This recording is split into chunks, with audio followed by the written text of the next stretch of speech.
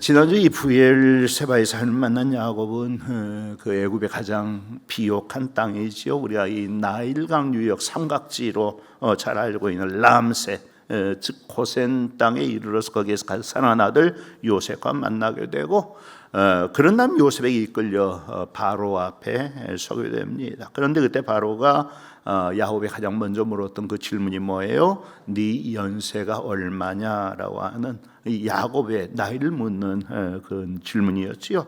왜 다른 질문도 많았을 텐데 그렇잖아요. 먼 길 오느라 피곤하지 않았느냐, 건강 어떻느냐, 오는 길에 어려움은 없었느냐, 그런 여러 가지 일들을 물어볼 수가 있었을 터인데 왜 바로는 대뜸 야곱의 나이부터 물었는가 하는 것입니다. 그것은 야곱의 나이가 가장 궁금했기 때문에 그걸 가장 먼저 물어봤겠지요. 왜냐하면 키가 됐다 큰 사람을 만났다면 당신 키가 도대체 얼마냐라고 키를 물었을 것이고, 몸이 좀 뚱뚱한 사람을 보고서는 대놓고 묻지는 못하겠지만 속으로 저 사람 그 몸무게가 도대체 얼마나 나갈까, 그걸 가장 궁금해할 것입니다. 바로의 물음에도 그런 의문이 있었던 것 같아요. 연세가 되게 많은 것 같은데 도대체 얼마나 되셨을까? 그래서 야곱이 자기 나이를 말하는데 이렇게 말합니다. 야곱이 바로에게 고하되 내 나그네 길의 세월이 130년이니이다. 내 나이가 얼마 못 되니 우리 조상의 나그네 길에 연조에 미치지 못하나 험악한 세월을 보냈나이다. 여러분, 이 대답을 통해서 뭘 짐작해 볼 수 있겠어요? 정확히 그렇다고는 말할 수 없겠지만 바로가 야곱의 나이를 궁금해했던 이유, 그건 야곱이 아주 나이가 많이 들어 보였기 때문이었겠지요. 그래서 야곱이 그것에 대해 대답하는 것도 그 내용입니다. 자기가 살아왔던 인생을 두 가지로 요약해서 대답하는데, 나는 나그네 길의 세월을 130년 동안 살아왔습니다 라는 것과 단 하나는 뭐예요?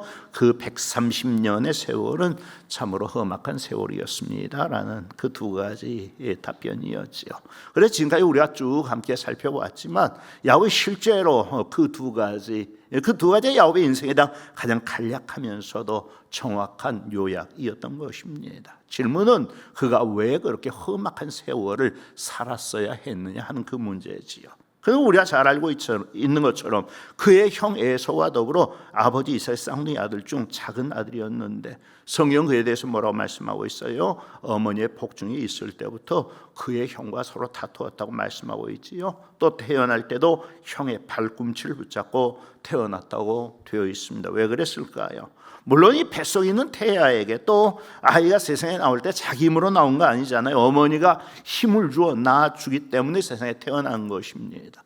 그런데 그러니 영아에게 무슨 의식이 있어서 내가 먼저 세상에 나가야겠다면서 그 태중에부터 형과 다투고 또 형의 발꿈치를 붙잡았겠느냐 말이에요. 그럼에도 불구하고 그 일에 대한 성경의 해석과 설명은 그겁니다. 그는 분명히 자기가 세상에 먼저 나오고 싶어서 그렇게 한 것이고, 그것을 어떻게든 이 장자의 명분 장자권을 차지하려고 그렇게 했던 것이다. 그렇지만 안타깝게도 그는 단 몇 분의 차이로 장자의 기회를 형 에서에게 넘겨줄 수밖에 없었습니다. 그런데 그러면 이제 모든 게 다 결정된 것이 아니냐 말이야. 장자의 명분이라고 하는 것이 누가 먼저 태어났느냐에 의해서 결정이 되는 것이지, 내가 돈을 주고 샀다고 팥죽 한 그릇으로 넘겨받았다고 해서 그 사람이 장자로 인정받을 수 있는 것입니까? 그런데도 야곱은 끝까지 장자의 권리를 포기하지 않습니다. 어떻게든 그것을 빼앗아 가지기 위해서 기회를 엿보다가 마침내 형으로부터 팥죽 한 그릇으로 그토록 바라던 장자의 명분을 사들입니다. 그러나 그것을 현실화시키기 위해서 눈먼 아버지를 속여 형에게 돌아올 축복까지 가로채고 마는 것이지요. 그렇듯 그는 자기 목적을 이루기 위해서라면 수단 방법을 가리지 않는 사람이었고, 항상 경쟁하고 다투고 빼앗는 사람이었습니다. 그런데 여러분, 삶이 그런 식으로 살면 어떻게 돼요? 그래도 다른 사람과 화목하고 평화를 이루는 사람이 될 수 있습니까? 그런 식으로 세상을 살아가는 사람이 토부, 이 선함과 행복의 삶에 이룰 수 있느냐 말이에요. 절대로 안 되죠. 절대로 안 될 뿐만 아니라 그렇게 되면 절대로 안 돼요. 그건 정의도 공의도 아닙니다. 오히려 그런 사람은 반드시 그 응당한 대가를 치러야 하는 것이 정의입니다. 그래서 야곱의 인생도 실제로 그렇게 되는 거예요. 자기 욕심을 누리기 위해 아버지와 형을 속인 것 때문에 아주 혹독한 대가를 치러야 되는데 그 일로 인해서 형의 노여움을 사고 더 이상 아버지 집에 머물러 살 수가 없어서 결국 어머니 고향의 하란 땅 외삼촌의 집으로 망명을 떠납니다. 그때부터 오늘 그가 말한 그 나그네의 시간이 시작이 된 것이고 그 이후로의 삶 말 그대로 험악한 세월이었던 것이지요. 왜냐하면 그가 몸을 의탁할 수밖에 없었던 외삼촌 라반이 야곱을 능가하는 사기꾼이었거든요. 그래서 그의 농간에 놀아나면서 20년 동안이나 억울한 종사를 했습니다. 어쨌거나 라반이 어떻게 해요? 라헬도 그의 아내를 죽이라고 다시 7년의 약속을 합니다. 그렇게 해서 두 아내를 얻기 위해서 야곱이 14년이라는 시간을 쓰고는 종사를 하게 되는데 그것만이 아니었지요. 그 14년이 지난 후에는 이번엔 품삯을 정하고 외삼촌의 일을 해주기로 약속합니다. 그런데 그 상황 역시 어떻게 진행이 돼요? 훗날 야곱이 파단 아람을 떠나려 하면서 부인 레아와 라헬을 불러 했던 말이 뭐예요? 그들도 알거니와 내가 힘을 다하여 그대들의 아버지를 섬겼거늘 그대들의 아버지가 나를 속여 품삯을 10번이나 변경하였느니라 라는 말이었지요. 외삼 또 5년 동안 그를 속인 거예요. 거기다가 야곱이 하나님께 복을 받아 자기들보다 점점 강성하여져 가는 것을 보고 라반의 아들들은 야곱이 우리 아버지의 소유를 다 빼앗고 우리 아버지의 소유로 말미암아 이 모든 재물을 모았다라고 하면서 야곱을 해하고자 하는 것입니다. 결국 야곱은 더 이상 하란에도 머물러 살 수 없다는 사실을 깨닫고 가나안으로 돌아가기로 결정하는데 가나안으로 돌아온 그 이후의 삶 역시도 조금 더 평탄한 것이 아니었지요.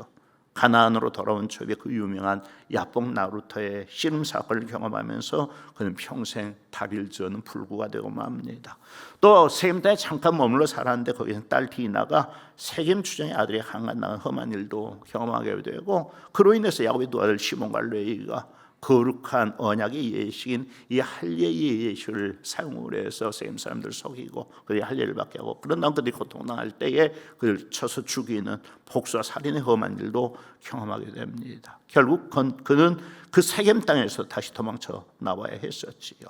뿐만 아니라 그에는 4명의 부인이 있었고 그 슬하에 11명의 아들들이 있었는데 그중 제일 사랑했던 아내는 라헬이었지요. 그런데 그 라헬이 어떻게 돼요? 길에서 막내 아들을 낳다가 4명의 아내들 가운데 가장 먼저 세상을 뜨고 맙니다. 그리고 그 슬하에서 태어난 12아들 여러분 생각해 보세요. 그들이 서로 사이가 좋았겠습니까? 어림없지요. 야곱 자신은 형 에서와 한 아버지 한 어머니에게서 그것도 쌍둥이로 태어났으면서도 얼마나 다투었습니까? 그런데 서로 배달한 4명의 부인에게서 12아들들이 태어났단 말이에요. 그다음에 얼마나 서로 시기하고 다투고 그렇게 했겠느냐 말이에요. 그는 자기가 형과 불화했던 그 똑같은 모습을 자기 아들들에게서 보아야 했었습니다. 특히 그가 가장 편애했던 아들 요셉과 다른 형제들과의 관계가 유별나게 안 좋았으면 당연하지요. 결국 형들이 요셉을 노예 상인들에게 팔아넘긴 후에 아버지 야곱에게는 악한 짐승이 그를 해친 것 같다는 이 거짓 보고를 하게 되고 그런 식으로 자기 아버지와 형을 속였던 대가를 야곱이 또 치르게 되는 것입니다. 그리고 그 결과로 그 이상을 말할 수 없는 엄청난 고통, 라의 시간을 보내면서 바로가 눈치챘을 만큼 눈에 띄게 늙고 쇠약해져 갔던 것인데 말 그대로 참 험악한 시간들이었지요. 그렇지만 다시 생각해 보면 그의 인생이 그렇듯 험악한 일로만 점철된 인생이었느냐? 그랬다면 그의 영혼은 절대로 있을 수 없을 것입니다. 그는 자기 한순간도 편할 날이 없었던 참으로 험악한 세월을 살아왔다고 생각했지만 다른 한편으로 그의 모든 삶의 순간마다 물론 그는 전혀 보지 못했고 느끼지 못했을 거예요. 그렇지만 가장 결정적인 인생의 순간마다 그에게는 하나님의 함께하심과 도우심과 은혜가 있었던 것입니다. 심지어는 그가 어머니의 복중에서 형과 다투고 있을 때부터 하나님의 선하심, 하나님의 토부, 하나님의 은혜의 계획이 그와 함께하고 있었습니다. 로마서 9장 11절 13절 그 자식들이 아직 나지도 아니하고 무슨 선이나 악을 행하지 아니한 때에 택하심을 따라 된 하나님의 뜻이 행위로 말미암지 않고 오직 부르시는 이로 말미암아 서게 하려 하사 리브가에게 이르시되 큰 자가 어린 자를 섬기기라 하셨나니 기록된 바 내가 야곱은 사랑하고 에서는 미워하였다 하신 것 같아요. 참 놀랍잖아요. 야곱이 세상에 태어나기 전 그 어머니의 태중에 있을 때부터, 그래서 그에게서 어떤 선과 악이 드러나기 이전부터 하나님의 뜻과 계획과 목적이 그를 향해 세워져 있었고 하나님의 택하심이 그에게 있었던 것입니다. 그때부터 하나님께서 야곱을 사랑하셨습니다. 뿐만 아니라 전에도 말씀드린 적이 있지만 사실 야곱은 그의 형 에서에 비해서 굉장히 짜증나게 하는 인물이거든요. 어느 면에서도 이 대범한 구석이 하나도 없고 가장 작은 것 하나까지도 양보할 줄 모르는, 모든 걸 두고 항상 다투고 경쟁하고 싸움을 걸고 그러면서 속임수에는 아주 어떠세요? 여러분 그런 야곱이 좋으세요? 정말 전 정말 싫거든요. 그런데 하나님 그런 야곱을 사랑하셔서 그와 항상 함께 하셨을 뿐만 아니라 그에게 약속하신 모든 것을 다 이루어 주셨습니다. 그에게 복을 많이 주셨습니다. 그 결과가 뭐예요? 혈혈단신 빈손에 하란에 올라갔지만 또 외삼촌을 낳으면 항상 그를 속였습니다. 10번이나 그의 삭슬 변경하면서 아무것도 그에게 주려하지 않았습니다. 야곱이 고백하는 처럼 하나님이 그와 함께하지 않으셨다면 그는 꼼짝없이 빈손으로 하나님에서 나와야 했을 것입니다. 그렇지만 실제는 어떻게 됐어요? 무엇보다 4명의 아내와 그를 통해 얻은 11명의 아들들을 거느리고 하란을 떠나올 수 있었습니다. 소와 양이 때를 이루었을 뿐만 아니라 또 가나안으로 돌아온 길에 상은 아내 라헬을 잃게 되었지만 대신 아들 베냐민을 얻을 수 있었습니다.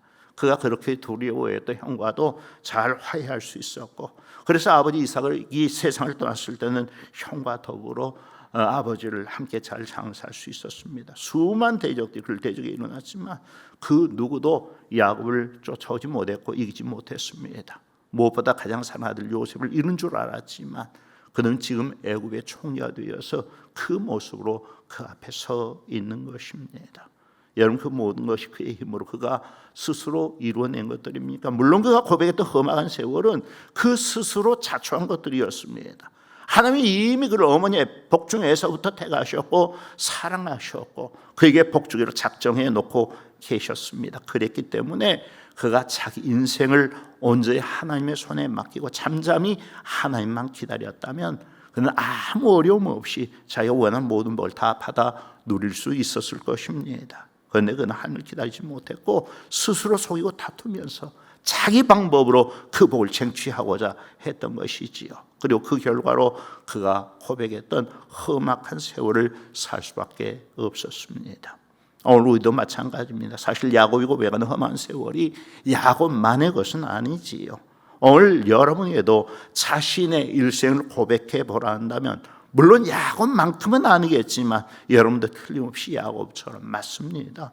내 인생도 참으로 험악한 세월이었습니다 라고 고백하게 될 것입니다. 하지만 여러분 정말 그것만이었느냐 말이에요. 그 험악한 세월 가운데 하나님의 은혜는 없었습니까? 그처럼 우리의 인생은 우리 자신의 실력 때문에 여기까지 오게 된 것이 아니라 하나님의 은혜가 함께 하셨기 때문에 여기까지 이르게 된 것입니다. 그래서 어느 한 면만 보면 틀림없이 우리가 험악한 인생일 수 있습니다.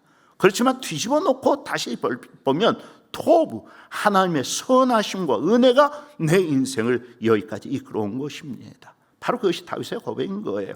시편 23편 3절 4절 내가 사망의 음침한 골짜기로 다닐지라도 해를 두려워하지 않을 것은 주께서 나와 함께 하심이라. 주의 지팡이와 막대기가 나를 안위하시나이다. 주께서 내 원수의 목전에서 내게 상을 차려주시고 기름을 내 머리에 부으셨으니 내 잔이 넘치나이다. 다윗이라고 아무 위험 없이 평탄하고 친구들과 돕는 사람들로만 가득했던 그런 인생길을 살아왔던 것 아닙니다. 그의 인생에도 사망의 음침한 골짜기가 있었고 그의 목숨을 노린 원수들이 있었습니다. 그래서 그의 인생의 시간 역시 험악한 세월이었습니다. 그럼에도 불구하고 그가 그 라의 상황에서 전혀 해를 입지 않았고 항상 안전할 수 있었던 것 다 무엇 때문이었어요? 하나님이 함께 하시면서 그의 지팡이와 막대기로 그를 안위해 주셨기 때문이지요. 하나님은 그 원수들이 지켜보는 앞에서 그의 머리에 기름을 부어 그를 이스라엘의 왕으로 세워주셨을 뿐만 아니라 그를 위해서 항상 걸게 차려주셨습니다.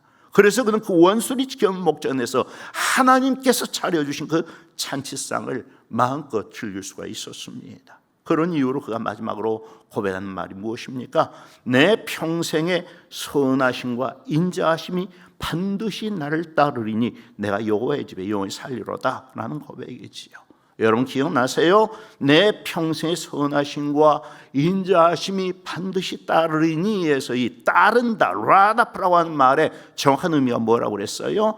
군대가 적군을 추격을 할 때, 혹은 사냥꾼이 사냥감을 추격할 때 이 추격한다라는 의미를 가지고 있는 단어가 바로 이 라다프, 따른다라는 말입니다. 그거예요. 다윗의 평생은 항상 적군들과 원수들에게 추격당하는 삶이었습니다. 젊은 날의 이스라엘 왕이자 장인이었던 사울의 칼과 군사들이 다윗을 라다프 추격해 왔었습니다. 늙은 날의 아들 압살롬의 칼과 군사들이 다윗을 라다프에 왔었습니다. 그들이 다윗을 추격해 왔던 이유는 단 하나였어요. 그를 죽이기 위한 목적이었습니다. 그들은 절대로 다윗을 세상에 살려두려 하지 않았습니다. 그럼에도 불구하고 다윗의 고백은 뭐예요? 겉으로 보기에는 그런 험악한 라가 자기를 추격해 온 것처럼 보였지만, 그래서 그의 생명이 항상 위태롭고 금방이라도 어떻게 될 것처럼 보였습니다. 하지만 실제로 그의 평생을 통해서 그를 추격해 왔던 것은 무엇이라고 고백하는 거예요? 원수들이 아니라 여호와의 선하심과 인자하심이 나를 추격해 왔다, 나를 따라왔다. 그래서 그 수많은 위기의 상황에서도 그는 단 한 번도 죽음에 넘겨지지 않았고 그 생명을 안전하게 보존할 수 있었던 것입니다. 오늘 우리의 인생도 마찬가지입니다. 겉으로 보기에는 말할 수 없을 정도로와 험악한 인생일 수 있습니다. 내게 상처와 절망감을 주는 인생일 수 있습니다. 하지만 그것은 겉으로 보기에 그럴 뿐이고 실제로 내 인생을 지배하고 인도하는 것, 실제로 내 인생을 추격해오는 것, 즉 그 라의 배후의 그 배경으로 자리 잡고 있는 것이 뭐냐는 거예요. 하나님의 토부와 헤세드, 하나님의 선하심과 인자하심입니다. 여러분도 여러분의 인생을 좀 더 세밀하게 살펴보시면 반드시 그렇다는 것을 인정하시게 될 것입니다. 그래서 로마서 8장 28절이 그렇게 말씀하는 거예요. 우리가 알거니 하나님을 사랑하는 자, 곧 그의 뜻대로 부르심을 입은 자들에게는 모든 것이 합력하여 선을 이루느니라. 여러분 설명했던 말씀이기 때문에 그냥 넘어갑니다. 마지막으로 이 험악한 세월의 배후에는 한 가지 사실이 더 있습니다.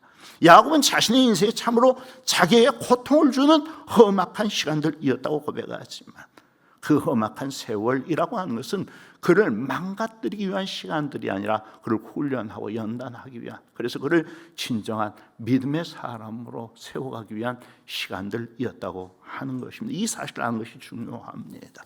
하나님께서 버린 사람에게는 훈련이나 연단이 없습니다. 그렇지만 택하신 사람에게는 반드시 훈련과 연단이 있습니다. 그래서 에서에게는 훈련과 연단의 시간이 없었지만 에서는 그냥 제 생각, 제 방법, 제 능력대로 살면 되었던 거예요. 그렇지만 야곱은 절대로 자기 성격과 생각과 방법대로 살아가면 안 되는 사람이었습니다. 왜냐하면 여러분 그렇잖아요. 지금까지도 하나님은 아브라함과 이삭과 야곱의 하나님으로 불리고 계십니다. 히브리서 11장을 보면 하나님 자신이 그런 식으로 불리는 것에 대해서 조금도 부끄러워하지 않으실 뿐만 아니라 오히려 이스라엘 백성들에게 그런 방식으로 자신을 계시해 주셨습니다. 출애굽기 3장 6절을 보면 하나님께서 호렙산 떨기나무 불꽃 가운데서 모세에게 처음 나타나셔서 자신을 뭐라고 계시해 주세요? 나는 내 조상의 하나님이니 아브라함의 하나님, 이삭의 하나님, 야곱의 하나님이라고 자신을 계시해 주시죠.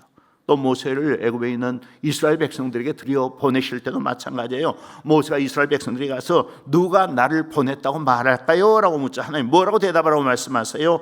출애굽기 3장 15절에 하나님이 또 모세에게 이르시되 너는 이스라엘 자손에게 이같이 이르기를 너희 조상의 하나님 여호와 곧 아브라함의 하나님, 이삭의 하나님, 야곱의 하나님께서 나를 너희에게 보내셨다 하라. 이는 나의 영원한 이름이요 대대로 기억할 나의 칭혼이라 라고 가르치라고 말씀하십니다. 그거예요. 그것이 하나님의 구속사에서 야곱이 차지하고 있는 위치인 것입니다. 아브라함에게 주셨던 그 약속이 이삭에게로 이어지고 그 약속이 다시 야곱에게로 이어져가면서 성취되는 것인데, 결국 그 줄기를 타고 누가 세상에 오시느냐?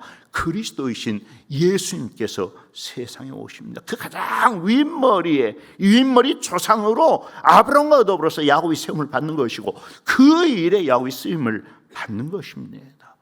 은혜 하나님은 사람을 쓰실 때 그냥 쓰시지 않거든요. 반드시 먼저 훈련하셔서 하나님이 원하신 사람으로 바꾸셔서 사용을 하십니다. 여러분 생각해 보세요. 야곱은 본래 경쟁하는 자였고 다투는 자였고 속이는 자였습니다. 그런 그가 그 모습 그대로 그렇게 놀라운 하나님의 뜻을 이루는 사람이 될 수가 있겠느냐 말이에요. 어림없지요. 그는 쓰임받기 전에 먼저 철저한 믿음의 사람으로 변화되어야 했던 것입니다. 우리도 마찬가지입니다.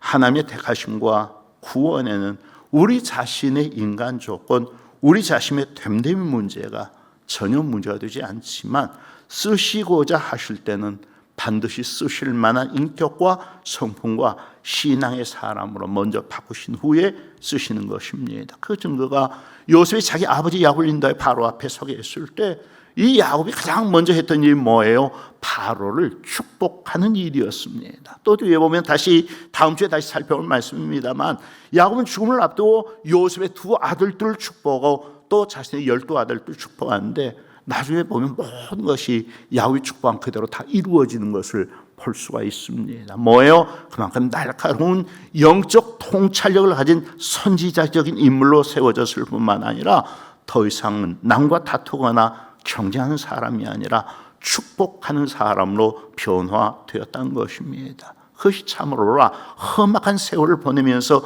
하나님께서 빚어내신 믿음의 조상 야곱의 모습이었던 것이지요. 그래서 오늘 우리가 스스로 점검해 보아야 할 문제도 그것입니다. 70년을 살아왔던 70년의 험악한 세월을 보낸 것이고, 80을 살았다면 80년의 험악한 세월을 보낸 것입니다. 그렇지만 그 험악한 세월을 다시 되짚어보면 그 시간은 다 뭐예요? 하나님의 토부, 하나님의 선하심과 헤세드, 하나님의 인자하심이 내 인생을 가득 채운 시간들이었을 뿐만 아니라 하나님께서 나를 하나님의 사람으로 훈련시켜 오신 시간들이었다는 것이지요. 문제는 지금의 나의 모습이 정말 하나님께서 원하시는 그 모습이냐 하는 것입니다. 내 인격, 내 성품, 내 신앙의 모든 것이 야곱처럼 변화된 모습이냐, 혹시 아직까지도 여전히 옛사람 내가 팔팔하게 살아있는 원래의 그 모습 그대로는 아니냐. 그렇다면 소망이 없는 것입니다. 어떻게 50년, 60년, 70년, 80년의 험악한 세월을 살아왔으면서 또 그냥 살아온 것도 아니잖아요. 나름대로 이 신앙생활이라는 것을 하면서 우리가 살아왔지 않습니까? 예배도 부지런히 참석했고 말씀도 들었고 기도도 했고 훈련도 받았습니다. 그런데 그 모든 신앙의 과정을 거쳐오면서 어떻게 그렇게 조금도 변하지 않는 그 모습 그대로 남을 수 있느냐 말이에요. 그건 아니지요. 물론 살아온 험악한 세월만큼 더 악해지는 사람들도 있습니다. 그러면 그 사람은 뭐예요? 육을 따라 살아가는 육의 사람인 것이죠. 우리는 반드시 성령을 쫓아 변화되어야 합니다. 그래야 내가 살아왔던 그 험악한 세월이 의미가 있고 가치가 있는 시간들이 되는 것입니다. 인생의 험악한 시간들을 보내시면서 자신을 좀 더 겸손히 하나님의 손에 내맡기심으로 하나님이 원하시는 바로 그 변화를 인생 가운데 이루어내는 우리 모두가 될 수 있기를 주의 이름으로 축복합니다.